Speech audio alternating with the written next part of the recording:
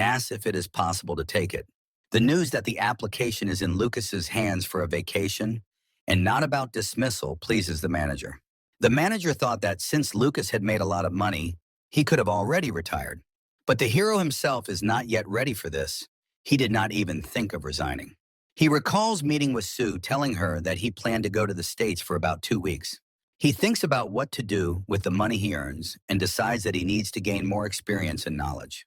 Lucas wants to take the opportunity to study a little in America.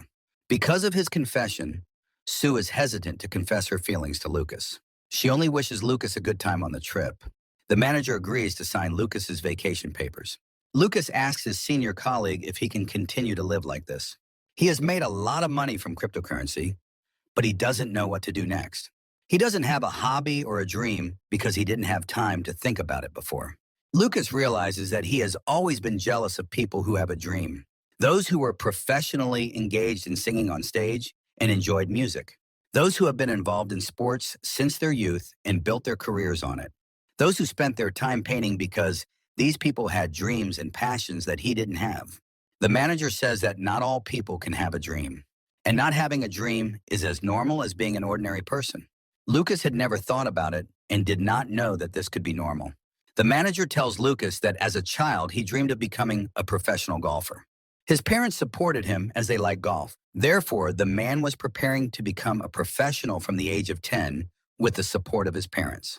He had injured himself more than once. His hands were covered with bruises and calluses. But as a child, it was enough for him just to hold a stick in his hands. The manager was happy as a child thanks to his dream. However, soon enough, he found out what was hidden behind his dream. He learned that a lot of money had been spent on tuition fees and the use of the field, which was ruining our family. As a result, the man gave up on his dream, but now he lives quite well. Now he has another dream, and he strives to make it come true. Now he only wants to go to a baseball game with his family. He recommends Lucas not to get too hung up on his dream. In his life, he will be able to get everything he wants. The manager advises Lucas to enjoy life and do what he wants. Lucas respectfully listens to the words of his senior colleague, draws conclusions for himself. He decides to move step by step to formulate new dreams for himself. The manager finally decides to ask Lucas himself. He is very interested in how much money he actually earned. He promises to keep the information secret. In order not to answer directly, Lucas clarifies how much an apartment in the Gangnam district now costs. Having finally estimated how much came out, he whispers the final number in the manager's ear. The manager is so shocked by the answer that he is covered by sweat. He asks incredulously if Lucas really has such means.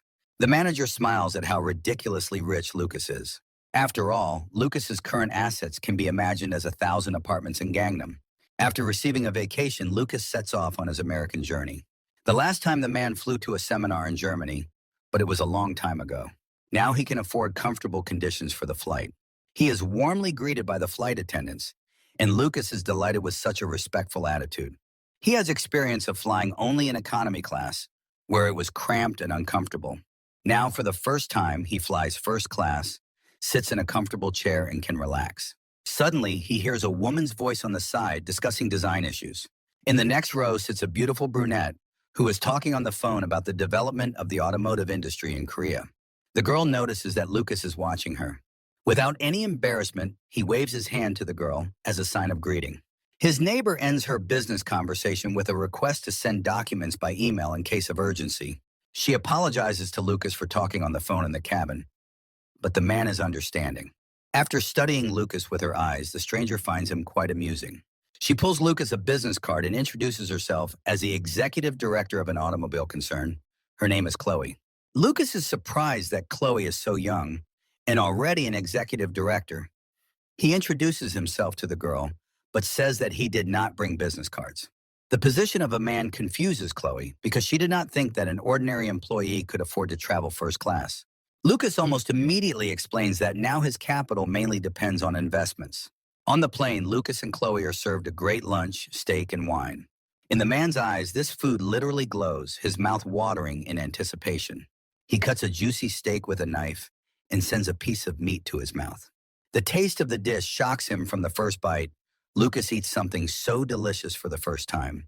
Lucas squeezes his eyes shut with pleasure, delighted with the combination of meat juice and sauce. He also likes wine very much, and in general, the whole meal was a pleasant surprise for him. As Chloe eats her portion quite calmly, Lucas wonders if he can ask for more wine. Chloe still doesn't understand where an ordinary employee gets the money to fly first class. Lucas notices that his neighbor is looking at him very carefully. Their eyes cross, and Chloe feels uneasy that her surveillance has been discovered. Lucas unexpectedly compliments her good posture, which surprises Chloe. He says that he looks at the girl also because of her confident posture, skills in handling a fork and knife. Chloe is very embarrassed by such detailed compliments addressed to her. However, she quickly calms down and remains satisfied with such attention. Lucas examines an image of a beautiful girl standing next to a car. It's the concept of a car ad for the company that Chloe runs, and he finds it interesting. The girl actively says that they create cars for both the Korean and American markets and wonders what kind of car Lucas himself has. When the girl learns about Ferrari, she is again lost in guesses about who her neighbor is. While Chloe talks about her plans for sports and electronic cars, Lucas remembers that he drove her company's cars. The girl is very interested in hearing feedback, but having received criticism of technical features, she feels awkward. Apparently, Chloe did not expect such a detailed response and comments about the shortcomings. Lucas involuntarily notices how much he has changed because he would not have expressed his thoughts so boldly before. He thinks about the confidence that money gives him, what he has received. To diffuse the situation, he remarks that Chloe seems to like cars very much, and she says that this has been a hobby since childhood. She loves to drive different cars, and in the UK, she recently had an interesting experience with the Mini. The girl actively talks about her impressions, and Lucas thinks about how nice it is to see a person who is passionate about his work. However, throughout their flight, Chloe repeatedly bombards him with various information about cars. Lucas couldn't rest from her chatter during the flight. Therefore, he is very happy to arrive at the San Francisco airport. She and Chloe shake hands, and she asks to be contacted when Lucas returns to Korea. The girl smiles and wishes Lucas a good trip. Pretty exhausted, Lucas wishes her all the best in return. He decides that next time he should behave more modestly and not make acquaintances. After taking his luggage, the man finally leaves the San Francisco airport. He finds himself in an unusual environment and opens his mouth in surprise. Looking at people of different races and with different skin colors, he finally realizes that he is really in America. Suddenly, someone from behind loudly calls the man's name. Lucas turns around and sees Charlie, his old friend, running towards him. The men shake hands and make fun of each other. Charlie is Lucas's closest friend, sharing all the hardships with him when they lived together during college. After that, he managed to move to the States and settle down here, and America changed the man quite a lot. Charlie invites Lucas to lunch, and the man is surprised when he managed to book a table, to which Charlie laughs that you have to eat hamburgers in America. Meanwhile, in Korea, Maria tries to calm her anger at dinner and destroys her salad with a fork. She is furious that Lucas is not only ignoring her, but also managing to cheat on her. She almost growls because she had to give up her pride and write to her ex-husband, whom she despises. When colleagues ask about what happened, Maria jokes that she is thinking about her ex-husband. She immediately starts saying the worst things she can think of about Lucas. It intertwines gambling, debts, infidelity, and domestic violence. However, she is immediately interrupted by a manager from her department who says that it is Maria who pays too much attention to Lucas. She smirks, noting in surprise that if she broke up with someone, the story would end. Thus, she hints to her colleagues that they should not trust Maria's words, and the girl almost explodes from such a hint. The manager adds that she tried to stay out of their personal lives before, but the rumors Maria spreads don't correlate with Lucas's reputation with the company. She openly accuses Maria of being jealous and trying to ruin Lucas' life. Maria is at first speechless from such a rebuff and does not know how to respond. However, her acting abilities immediately get out to the maximum. She begins to cry loudly and rushes out of the office. The manager rolls his eyes at this behavior and sighs heavily. In a rage, Maria runs into the women's restroom so as not to scream right in the office. She kicks the trash can with a scream and calls the manager dirty words. However, she is going to ignore it and endure it further. Maria also succumbed to the fever for buying Ripple and was able to make good money on it. She is sure that she will get very rich and will be the last to laugh. At this time, Lucas's colleague Jack, who shouted loudest about Ripple not being sold, brags at halftime that he was right. He mocks the skills of Lucas, who was cowardly and didn't make any more money. Jack convinces his colleagues not to sell, but to buy Ripple and tells him to trust. Colleagues from Lucas's office watch his screams from the sidelines. One of them was worried when Lucas sold his assets and didn't know what to do next. Due to the fact that profits continue to grow, it is difficult for him to fight greed. All day long, he thinks about investments, since quotes are growing. The manager, in response to this, calmly declares that he sold all the Ripple that he had in his assets. This shocks his colleague, since investments bring huge profits every day. But the manager shrugs his shoulders. He trusts Lucas, who took the bold step of selling. In response to the suspicious look of the younger, he philosophically notes that the cryptocurrency will continue to grow regardless of the actions of people, and you can buy more. But in order to sell assets that are growing in price on time, you need skill. So when Lucas said he was selling all of his assets, he felt confident to do the same. Meanwhile, in San Francisco, Lucas and Charlie are sitting in a burger joint, and a cute waitress brings them their order. Lucas really likes the burgers from the first bite, and Charlie is pleased with it. He sympathizes with Lucas's expensive trip, but promises to make his stay at home comfortable. Lucas is touched that his friend is willing to take care of him, even though he knows nothing about his financial situation. Suddenly, someone calls out to the men who are having lunch, and Charlie turns to the source of the sound. They are approached by a guy and a girl of non-Asian appearance, both blonde and speak English without an accent. In America, Charlie is sometimes called by his nickname, but he doesn't mind as it sounds cool. Their new interlocutors are Chris and Helen, and Charlie became friends with them after moving. They sit down to eat together and discuss Charlie's work projects, which make a great contribution to the automotive industry. Charlie develops software for self-driving cars. Chris is the foundation of a startup in this field. He is developing an autonomous driving system for installation on trucks. Helen also has her own startup company. She designs and manufactures clothes and shoes from environmentally friendly materials.